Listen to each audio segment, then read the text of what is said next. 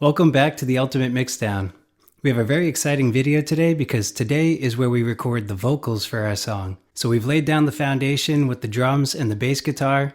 We've added some rhythm and melodic elements to it with the electric guitars. And now it's time to dive into the focal point, which are the main and the backing vocals. In this video, we're going to discuss the different types of mics that you can use to record your vocals. We're going to discuss some of the proper techniques so that you get the perfect capture in the space that you're working in. And we'll dive into the software to make sure you're doing the proper gain staging, the correct headphone mix, and making sure that everything comes out just the way that you're expecting it to.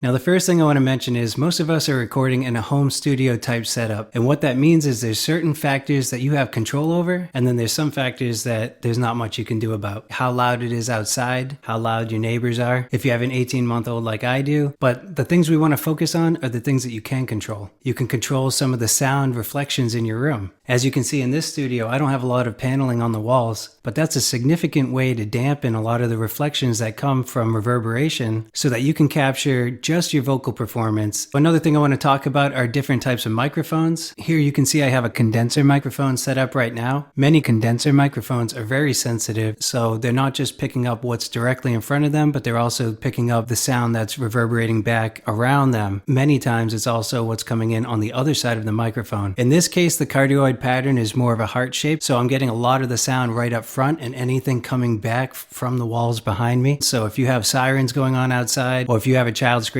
next door, this is going to pick it up. Now there's also another type of microphone called a dynamic microphone, and this is actually used a lot of times on stage with a lot of rock performances. Now with the dynamic microphone, the sound is going directly into the front. It's not picking up too much going on the sides or the back. And what this allows for is getting a nice solid sound directly into the microphone, but because of that lack of sensitivity, it's not getting all of the frequencies that you would necessarily get with a cardioid microphone. One thing to get around environmental factors, if you're having too much external noise, is to use a dynamic microphone. Now, another thing to point out is how far from the microphone you want to be standing when you're singing. So a good rule of thumb is 6 to 12 inches. What you need to do is you need to record your voice at multiple distances to try and see, does it pick up my voice better when I'm right up near the mic, or does it sound better when I'm farther away from the mic? Again, keeping proximity effect in mind. So if you're farther away, you're going to get more of the room sound. If you're closer to the mic, it's going to sound like you're in a smaller space, but then it might also sound too harsh coming into the microphone. Now, along with testing out the distance from the microphone, you also want to try different placements in the room. Also,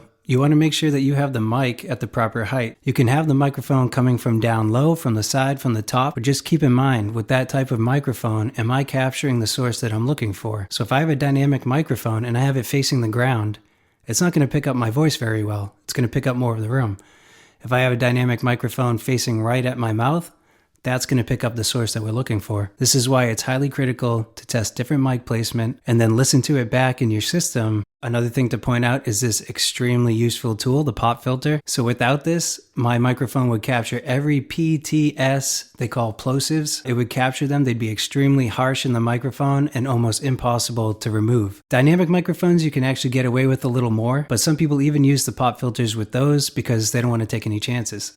There are some tips that will help you sing a little bit better, or at least capture a better performance. You want to sing from the gut, giving more breath support. You don't want to be straining from your neck. So if you see yourself reaching up, trying to hit high notes, then you need to correct that. The last thing to emphasize with the vocals is you want to capture the emotion of the song. A lot of that's in the arrangement of the instruments, but it's also how you deliver the vocal performance. So with all of that said, it's time to jump into the software, and I wish you the best of luck in capturing your vocal performances.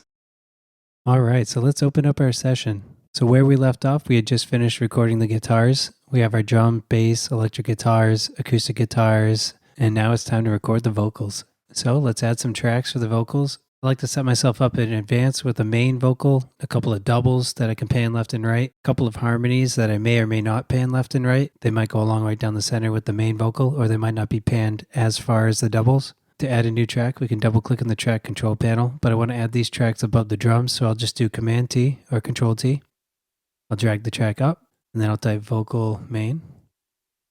And then I can just duplicate this track a few times. All right, I can select all three of these and duplicate again, and then we'll have 6 tracks total. Let's just rename these. So the idea here is that we're going to have the main vocal sung on the vocal main track. So we'll do a few takes on that track and make sure that we get it just right.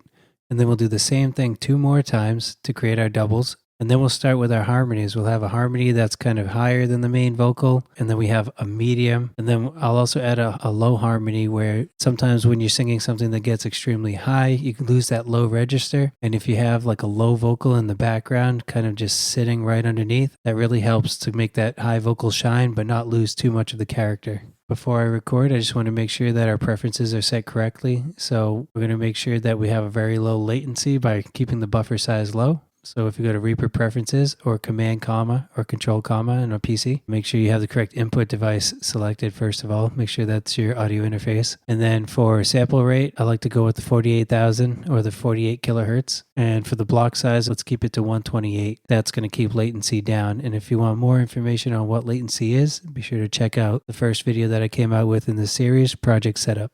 Now, another thing that I like to do is add a few plugins on the main vocal or whatever track that I'm recording to so that I have in my headphones a sound that I'm kind of going for, something that I like to listen to. So what I've added to this main vocal track, and I'll do the same thing for all the other vocals, I've added saturation knob. So this is a free plugin from Softtube, and this adds a little bit of saturation or harmonic distortion. And back in the days where you used to record to tape, it was kind of a natural saturation because today's recording performances are all through digital. Oftentimes you lose that unless you have a preamp that can provide that saturation for you. The next thing that I added on was a compressor. What a compressor does is it just kind of tames your vocal performance. So it brings down the notes that you've sung above a certain threshold to a volume that's more even with the rest of the track, but then it also brings up quiet areas too. So keep that in mind. So what I like to do is a ratio of 4:1. A relatively quick attack, a fast release, but then a very important piece of this is the threshold. So while you're adjusting the threshold, you're taking a look at the gain reduction. So for me, while I'm recording, I've set this to be somewhere between 6 to 8 dB of gain reduction. Then after the compressor, I add an EQ.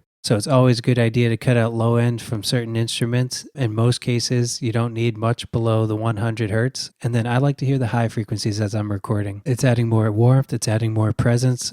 And lastly, I like to hear a reverb on the voice, whether it's subtle or whether it's grand and you can notice it right away. There's almost always a reverb on modern music today. You don't want to go too hard with the reverb while you're recording. It kind of pulls your voice towards the back of the mix. And then in that case, you might be a little bit behind the music because you're hearing your voice just a little bit farther out or a little bit later than everything else that's more upfront and present with a dry mix. Once we have our headphone mix set and we have our project settings set, the last thing we need to do before recording is make sure that our microphone is properly connected to our interface and that we do some gain staging so that we make sure that we have a nice clean take coming in and it's not coming in too hot or too quiet. After you've connected your hardware device, you want to set the correct input on your tracks. So right now my vocal tracks are on input 1, but my microphone is plugged into input 2 on my device. So I'll just change the input from input mono input 1 to input mono input 2. And then to record arm the track, you click the R here. That'll set the track up for recording. So once you press the record button, it'll make sure to capture the audio that's coming in on this track. And then to be able to hear myself back as I'm recording or as I'm testing different vocal lines out with the playback, I'll turn on the input monitoring, which is this I right here. So to get to the mixer, you can do Control M on a PC or Command M on a Mac.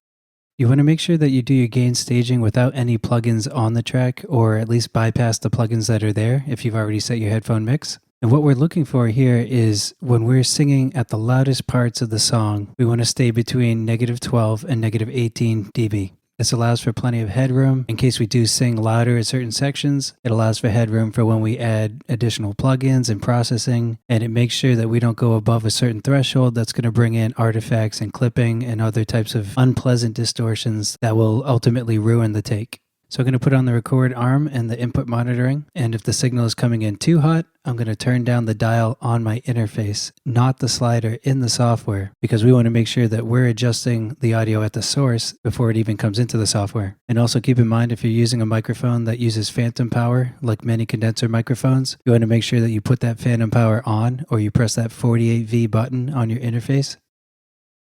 Test, test. Looking for -18 to -12 dB. You're weak when you're lonely. Okay, so once we have our preferences set, our headphone mix set, and we've set the correct input and levels for gain staging, we're ready to record. All right, so the first thing I like to do is record the main or the lead vocals on the vocal main or the vocal lead track. So I'll set the cursor a few bars before so that can bring me into the song, and then I can start singing once the verse begins. And what I'll do is I'll record a few takes on this main track, and in Reaper you can just keep recording over the same section and it'll just keep creating new takes. Then after that, I'm going to record the same exact thing on each double track.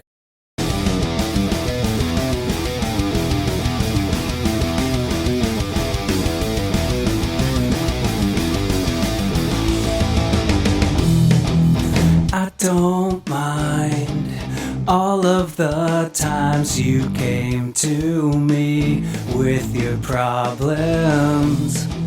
Time after time, together we tried to work it out and solve them. But one by one, you come undone as I watched you fall to the bottom. I pick you back up. You think you're so tough. Well, I've had enough of your problems. You're weak when you're lonely. You try to control me. This is just what you do. When I come back to you, you say that you love me, but your head is above me. Now I'm tired of you. So here's what I'll do. Go home, pack up, we're through. Okay, so one thing you might notice is when I'm getting closer to the mic, it's usually at a quieter part. And when I sing a louder part, I tend to back away from the mic. And what that does is it brings a consistency in the level of the audio that's getting captured. Later down the road, we'll do some fine tuning with editing and making sure that that audio is at a consistent level. And then we might even use tools like a compressor just to give it that final polish at the end. So once we have one take, we can go ahead and record another one.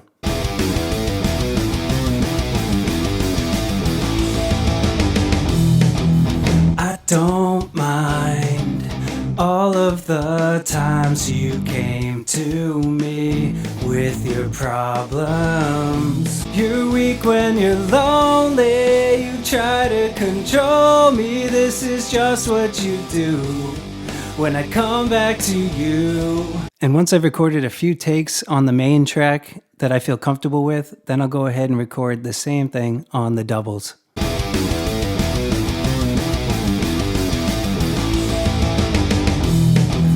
I don't mind all of the times you came to me with your problems.